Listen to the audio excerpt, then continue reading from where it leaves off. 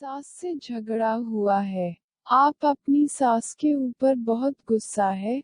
सास ने आपको भली बुरी बात कही है। एक बार झगड़ा होने के बाद भी आपको रोज रोज परेशान करती है। अब अगर आप बदला लेना चाहती है, सास को अपने काबू में करना चाहती है तो इस वीडियो को अंत तक देखें।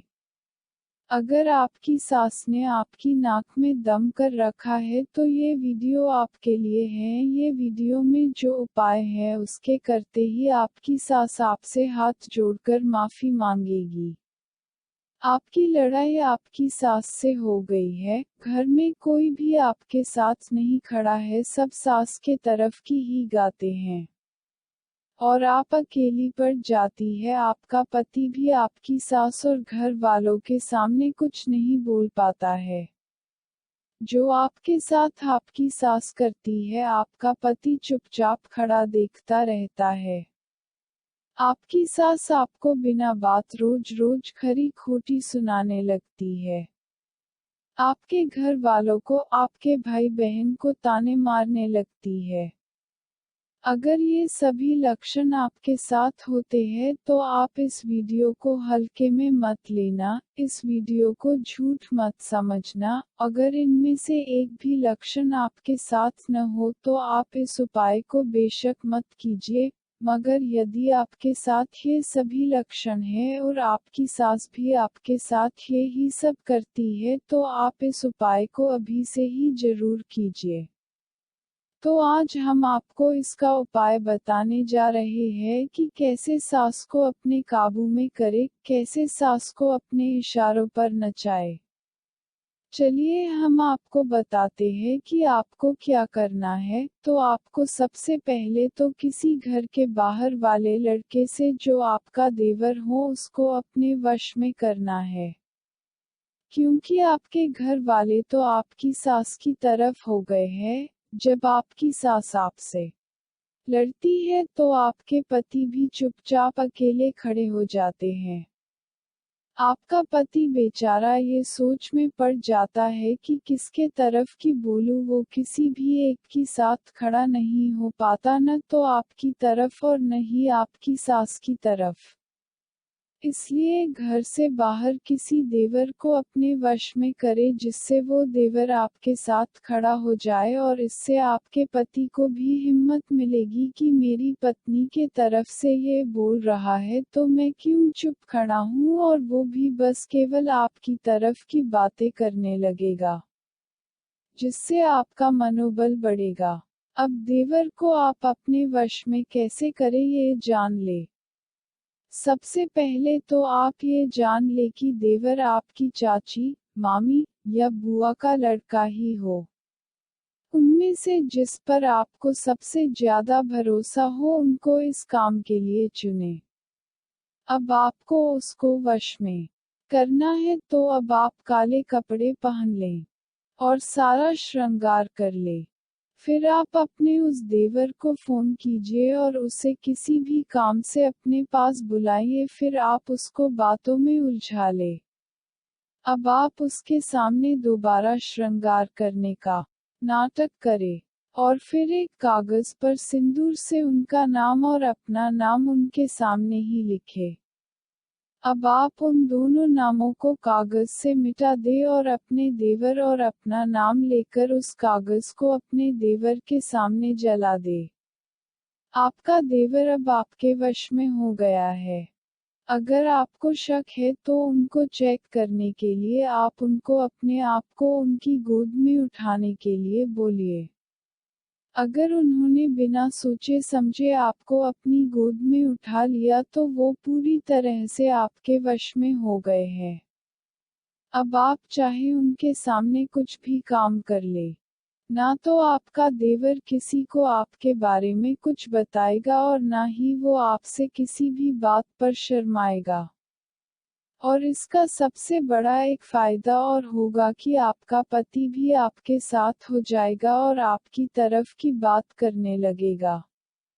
चलिए पहले आप बताए गए अपने किसी भी देवर को वश में करने के लिए उसको फोन करके बुलाइए, बाद में फिर आगे की वीडियो दोनों देवर भाभी साथ में देखना।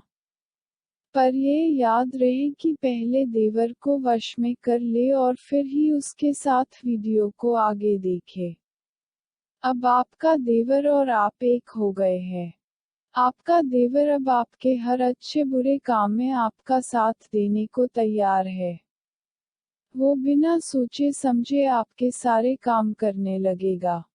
ये उपाय केवल 2 दिनों का है। 2 दिन उपाय करने के बाद आपकी सास 7 दिनों के अंदर आपके सामने हाथ जोड़कर माफी मांगती नजर आएगी। अब आप अपनी सास को अपने वश में करने के लिए अपने देवर को 5 लौंग और 3 इलायची अपने होठों पर लगाकर दे और उनसे बोले कि इसको चाय या दूध में डालकर आपकी सास को पिला दे। फिर आप अपने देवर को आपकी सास का कोई कपड़ा लेकर आने को बोले। आपका देवर कपड़ा लेकर आ जाए तो आप दोनों उस कपड़े को अपने दोनों के कपड़े के साथ मिलाकर पानी में भिगो दें। पानी में कपड़े भिगोते समय उसमें 1 नींबू का रस डाल दें।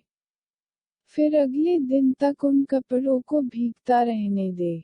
अब आप दोनों अगले दिन यानी कि दूसरे दिन उन सारे कपड़ों को पानी से निकालकर एक साथ सुखा दें।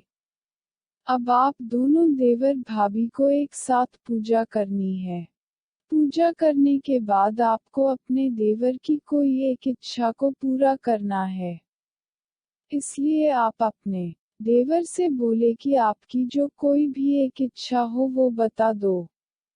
जो भी आपका देवर आपसे बोले वो काम बिना सोचे समझे कर देना। चाहे वह कुछ भी बनाकर खिलाने या आपके साथ कहीं घूमने जाने को बोले, उनकी वो एक मांग तुरंत पूरी कर दे। आपको अपने देवर की ये एक इच्छा जरूर पूरी करनी होगी। इच्छा पूरी होते ही आपका देवर और आप दोनों 3 दिन तक एक दूसरे से नहीं मिलेंगे। ये काम आपको दूसरे दिन ही पूरा करना है। बाकी आने वाले 5 दिनों के अंदर आपकी सास आपके वश में होगी और आपसे माफी मांगेगी और आपके घर वालों को भी भला बुरा नहीं बोलेगी। जो भी आप काम करने को बोलेंगी बिना सोचे समझे कर देंगी। ये उपाय अगर आपको पूरी तरह समझ न आए तो अपने देवर से इसके बारे में पूछ लें, क्योंकि अब आपका देवर आपके वश में है, इसलिए आप बेफिक्र हो जाइए कि वह किसी को बता देगा। अगर उपाय आपके समझ में आ गया है तो चलिए उपाय शुरू कर दीजिए, जिससे आपके पति भी आपके साथ खड़े हो जाए और आपकी हर बात में केवल आपका ही साथ दे। अब आप अपने ऊपर ये उपाय करने के बाद यदि हमें कुछ देना चाहती है तो बस आप इस वीडियो के बारे में जो भी अपनी सास से परेशान है उसको बता दीजिए। हम इससे ही खुश हो जाएंगे। चलिए अब आप माता रानी का नाम लेकर इस उपाय को शुरू कर दीजिए। माता रानी आपकी ये इच्छा पूरी करे, हम ऐसी प्रार्थना करते हैं। माता रानी की कसम है ये उपाय जरूर करे।